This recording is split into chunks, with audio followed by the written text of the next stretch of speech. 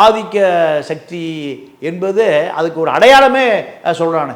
உன்னாலவே நான் பாதிக்கப்பட்டேன், நான் பல்லனா பறையனா சக்கலினா ஒன்னானா நாசுவனா, நீ என்னை 1000 ஆண்டு கால அடிமையாக வச்சிருக்கீன்னு சொன்னால் சபையில் எது எடுபடும்?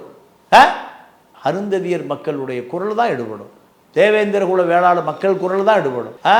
தமிழ்நாட்டோட வடக்கு பகுதியில் வன்னியர் வரலாறு விட யார் வரலாறு முக்கியம்? பறையர் வரலாறு தான் முக்கியம். ஏன்? அவன் 1000 ஆண்டு காலமாக அடிமைப்படுத்தப்பட்டிருக்கிறான். அதனால் அதுதான் வரலாறை தவிர அது வரலாறு அல்ல.